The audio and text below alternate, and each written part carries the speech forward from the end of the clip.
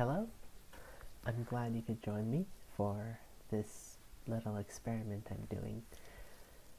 To be completely honest, part of this is because I've been working on a bit of voice training recently, and I've been feeling really good about how I sound, to be completely honest. So, I decided, hey, it's been 3 months since I uploaded that one weird ASMR video. Why don't I try to make another? So, here we are. 6 feet apart. Because we're practicing social distancing. Because ain't no one want to spread this virus. This video is going to consist mostly of me rambling about whatever comes to mind. There is a Elmo plushie in the background. He is actually terrifying. I am afraid of him every single time I look at it. It gives me chills. If you've ever seen that gif of Elmo going with all the fire behind him, that's how I feel. And this is a pillow pet. I don't know when I got it. That was actually sometime in middle school, I think. My parents got one for both my sister and I. And at the time I was like, ooh, this is really fluffy and comfortable. But putting this aside for now. Where's my water? Here. I'll be needing this because I'll be doing a lot of talking. Okay. So, I kind of wanted to just show you a bunch of books I had lying around. Because I'm uncreative. So this is The Night Circus by Erin Morgenstern. A funny story about this book is that this book was actually recommended to me by one of my teachers in middle school. See, there was this program called Quest. Essentially, the idea is for a bunch of people in elementary school and middle school who showed exceptional creativity and whatnot. It was kind of like one of those bougie select talent programs where they essentially just made you do research projects, right? So I wanted to do a research project on magic and illusions. And so my Quest teacher recommended me to read The Night Circus, mostly for fun. Let me tell you, there is a lot more fantastical magic in this book than actual illusions, but it is wonderful. Let's read the back, shall we? Magical, enchanting, spellbinding, mesmerizing. All of these are really, really good words from the Associated Press. The circus arrives without warning. No announcements precede it. It is simply there when yesterday there was not. Within the black and white striped canvas tents is an utterly unique experience full of breathtaking amazements. It is called Le Cirque des Rêves, and it is only open at night. I'm sorry for all my French viewers if I am completely butchering this. But behind the scenes, a fierce competition is underway. A duel between two young magicians, Celia and Marco, who have trained since childhood expressly for this purpose by their mercurial instructors. Unbeknownst to them both, this is a game in which only one can be left standing. Amidst the high stakes, Celia and Marco soon tumble headfirst into love, setting off a domino effect of dangerous consequences and leaving the lives of everyone, from the performers to the patrons, hanging in the balance. So, this is a story that is absolutely incredibly fantastical, filled with so many fun moments and so many memorable moments. I don't know what I can really say without giving spoilers, which is why I typically read the back.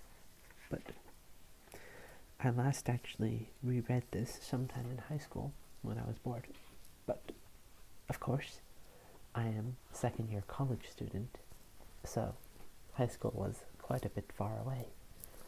I probably should reread this at some point. I find it kind of funny. Instead of dog-earing books, because I cannot bring myself to mark or maim my books that I own. I know some people say that dog-earing a book and annotating it makes it yours and makes it, I don't know, more personal. I never could do that. I just stuck Magic the Gathering cards in the middle of passages I enjoyed. Speaking of Magic the Gathering, Sarah Angel. A 5-mana 4/4 flyer vigilance. That once used to be a premium stat line. I mean, it's still pretty good. If I opened that in a draft, that could definitely be a win condition. Though recently, I suppose in the Return to Ravnica Part 2 draft, Senate Courier and High Alert basically did the same thing. For a lot less mana. One more card. That reference is not going to be understood by a lot of you. That's honestly okay. I'm just rambling at this point. This book I last read in like freshman year of high school. 5 years ago, I think it was. Oh, I was still using islands to mark funny passages. The title speaks for itself. I am a genius of unspeakable evil, and I want to be your class president. This is actually really interesting to me because the main character is a genius in every right of the word. He also runs a huge criminal empire and a sales empire and all that good shit, and he has a lot of money.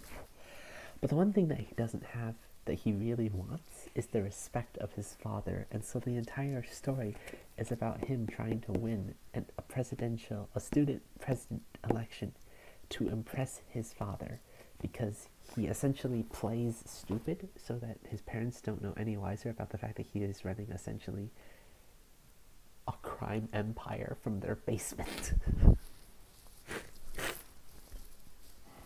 But because he acts really dumb, he feels like he doesn't get any of his dad's respect. He really wants it. So it's a really, really actually funny book, but it has a bit of a heartwarming ending.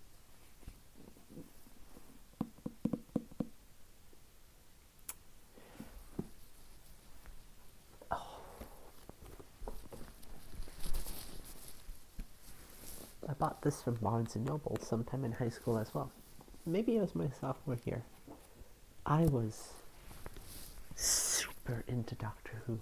I bought like all the sonic screwdrivers and I tried to modify them so that they fit with how they were in the show as best as possible. I think my favorite episode, my favorite Doctor was actually Matt Smith, to be completely honest. He was so sweet, and yeah, I know a lot of people prefer Tennant or Eccleston, but Smith was the person who really defined what the Doctor meant to me. Anyway, favorite episode though has to be Don't Blink, because the image of an angel becomes an angel. I drew so much of that shit back in the day. It was fun. I think I dressed up as Peter Capaldi's Doctor for Halloween once. Or it was a reversible costume, or a duo costume rather. It was two-purpose, but essentially it was just a black coat and a black suit. And so the idea was, if I put on a deerstalker cap and a blue scarf, I was Sherlock Holmes. If I took off the blue scarf and the deerstalker cap, and I pulled out a sonic screwdriver, I was Peter Capaldi's Doctor. That was pretty fun to do. I actually did do that just because of the fact that I was living in New England at the time, and at least then, Halloween, a lot of times if you wore layers, you would start sweating through them and it would get really gross. And it'd be like, it's so hot. So, halfway through, I took off the coat and I just wore the suit and carried around the sonic screwdriver.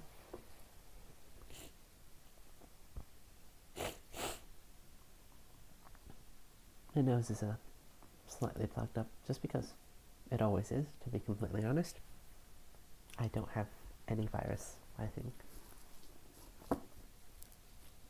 But yeah, this is a book all about Doctor Who, all about all of the years of it, filled with good, juicy trivia facts. I think I might want to start watching it again, but I've also heard lots of mixed things about the new series.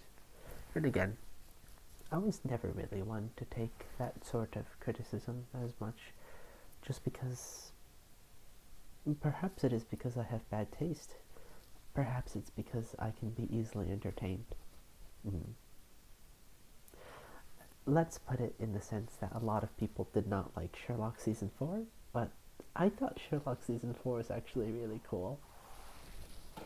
Oh wow.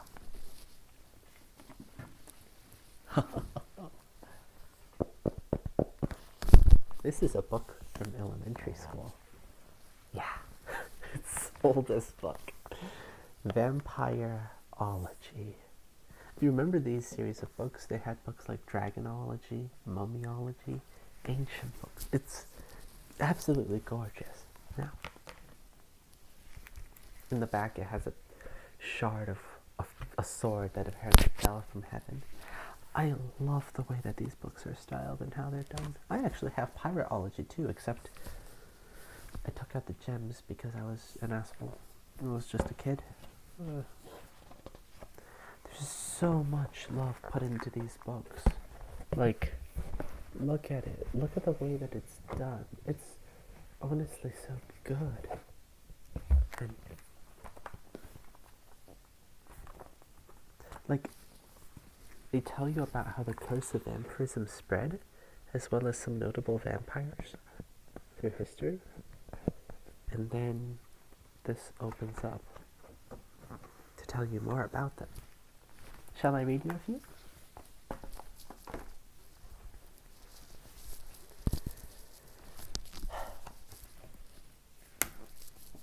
No, this is not the page where they tell you about some vampires.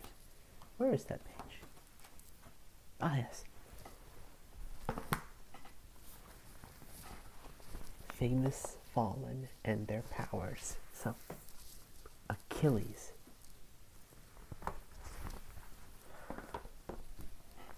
Achilles. The Greek demigod Achilles was one of history's greatest warriors and a Moloch. Oh, I should probably first explain the lore first. Basically, the lore of vampirology is that vampires are descended from 3 angels that rebelled against heaven and were cast down by Michael. And these angels were Moloch, Baal, and Belial. Now the idea is that each of these created their own bloodlines, which have certain traits or features about them. Moloch are very strong, very bloodthirsty warriors who enjoy conflict. Baal are tricksters, they're cunning, they are reclusive, they bend other people towards their will and influence the social spheres around them. Belial are repentant. They feel bad for what they have done and they try to stave off the beast. They don't actually call it the beast, it's just a hunger. I'm entrenched way too deep into Vampire the Masquerade at this point. So, regardless. When the Greek armies besieged the city of Troy, the apparently invincible Achilles was their ruthless champion. Rasputin. Sources tell me that the mad monk is determined to use his powers of mind control to gain the favor of the powerful elite in Russia. Some say he turned his attention to the Romanovs. Only time will tell what havoc this usurper will cause. He must be destroyed before any damage can be done. And right next to it is a little note that says, "Did Brooks destroy Rasputin in the icy Neva River?" They actually talk a bit more about this later on, where he suspects that Rasputin is dead, but he suspects that Jack the Ripper is still at large. They talk about some protections against vampires, including crosses and all that good shit. Or the fact that some vampires have an obsession with counting, so that you should essentially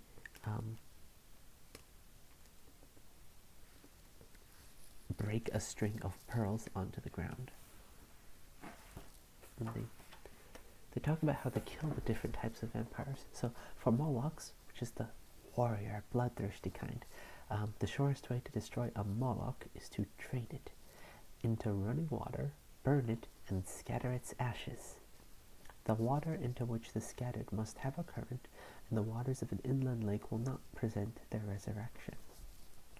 So yeah, vampires are super tough in this one. Baal.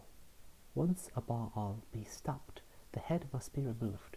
The surest way to destroy this vampire is to place its body in a sealed case and bury its head far away beneath the ground when possible. Many Baal have been revived by progeny who have reconnected the head with the corpse. So in this lore, the vampires are few, but they are extremely hard to kill. Belial. When destroying the Belial, it must be hung by its feet and drained of blood, and its throat must be cut with a silver blade. This method of destruction will serve for any fallen bloodline, but remains the only true way to destroy a Belial.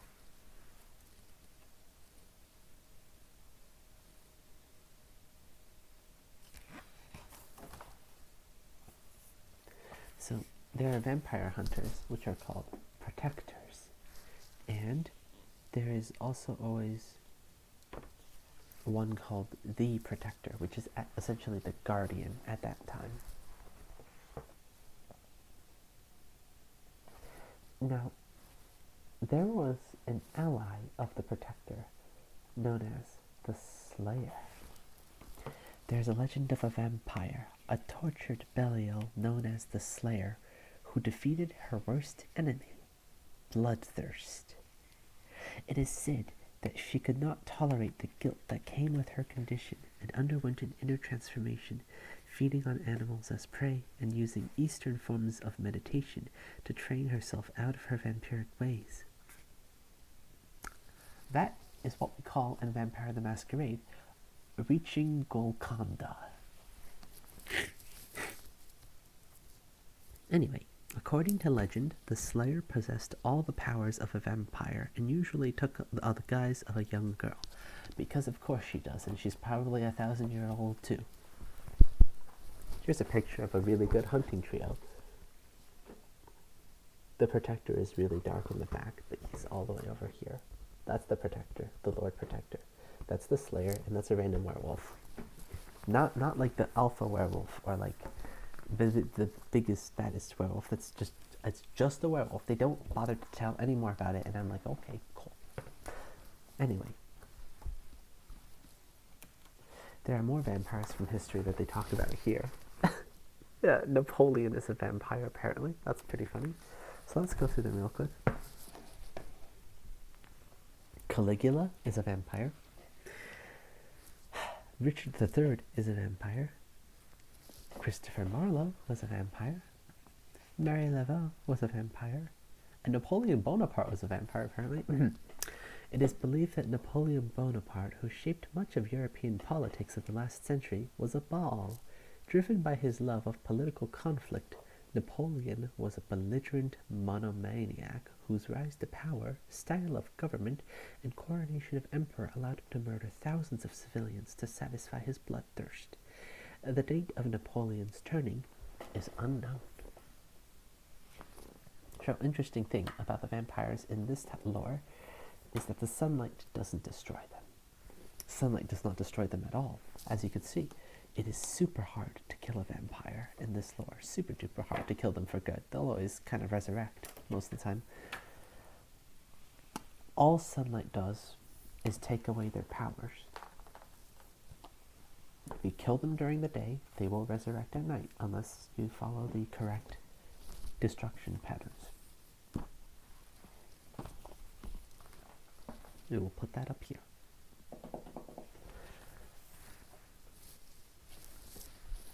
Let's see. George Mann, The Affinity Bridge. This is a little book about, imagine Victorian England, except steampunk. The Queen is on a life support machine, and there are some spooky automatons going up and airships in the sky. Oh yes, it is fantastic. I actually realized that one of my friends would probably love this. I'll lend this to them later. Welcome to the bizarre and dangerous world of Victorian London, a city teetering on the edge of revolution. Its people are ushering in a new era of technology, dazzled each day by unfamiliar inventions. Airships soar in the sky over the city, whilst ground trains rumble through the streets. Clockwork automatons are programmed to carry out menial tasks in the offices of lawyers, policemen, and journalists. But beneath this shiny veneer of progress lurks a sinister side. Queen Victoria is kept alive by a primitive life support system, while her agents, Sir Maurice Newberry and his unflappable assistant, Miss Veronica Hobbs, do battle with the enemies of the crown, both physical and supernatural. How Newberry and Hobbs must investigate the wreckage of a crashed airship and its missing automaton pilot, whilst already attempting to solve a string of strangulations attributed to a mysterious glowing policeman and a zombie plague that is ravaging the slums of the capital. The Affinity Bridge is a massively entertaining manifestation of the steampunk movement, a perfectly crafted melange, I don't know how to pronounce that word, I am very sorry, of science fiction, adventure, and mystery with Victorian trappings. Get ready to follow detectives Newberry and Hobbs into a London unlike any you've ever seen, and an adventure you will never forget. I accidentally stole this book from the library. I never returned it. I forgot to check it out. I walked out of the door with it. I thought I was going to return it. I didn't bring my library card that day, so I just walked out with the book and I said, I'm going to return it. I moved from the East Coast to the Midwest, and I accidentally took this book.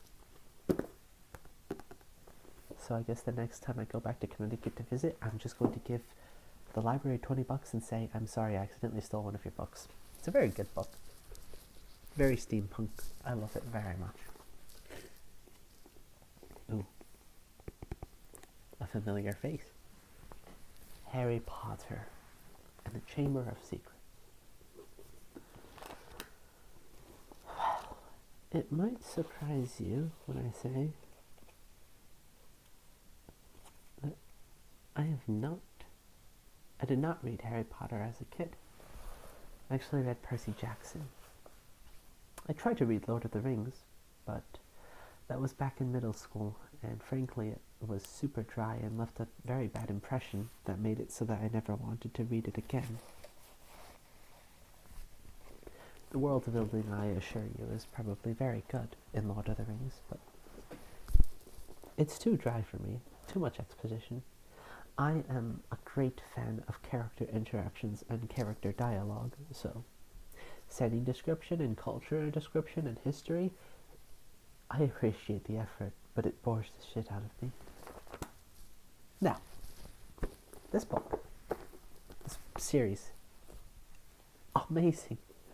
Recently, I've started listening to audiobooks of Harry Potter, and it is absolutely fantastic.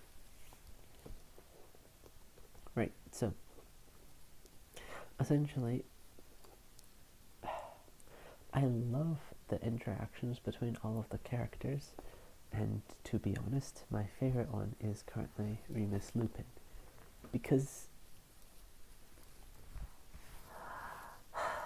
I kind of want to read fanfiction now of the Marauders and all, just because Remus seems like he's such a sweet character. I love him so much. He is always the voice of reason. He's calm. He has situations under control. He's always helpful. He extends a hand to everyone. And how can you not love this man? This man is literally perfect. Like, everyone's like, oh, Snape, redeemed hero. Oh, Dumbledore. Oh, Harry Potter, the chosen one. Luna Lovegood is a good friend. Yeah, she's a good friend. I agree with that. Remus Lupin. Lupin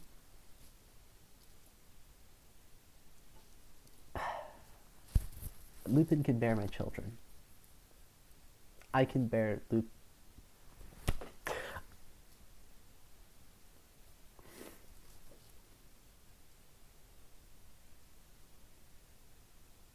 Unfortunately, my friends have given me knowledge of a type of written media that I would rather not know about. I will not mention it here, because I will not curse you with such knowledge.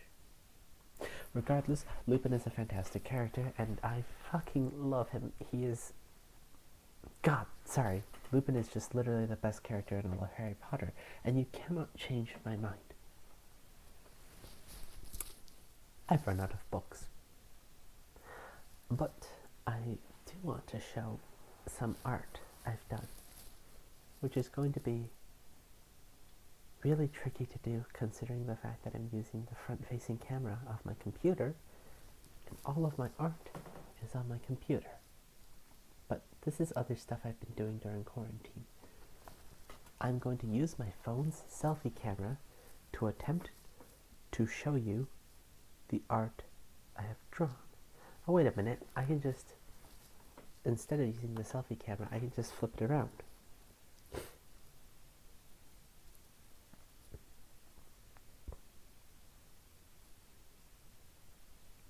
So, recently there's been this like 6 fan arts thing going around, and I have done a few fan arts myself for some of these things. So here's an example of a fan art that I actually did. This is Swain from League of Legends. I drew them as tarot cards, so he's death. And next to him is Alicia from League of Legends, from Magic the Gathering. She is the Khan of the Mardu clan, and she is representing strength. Also, she's trans. We stan.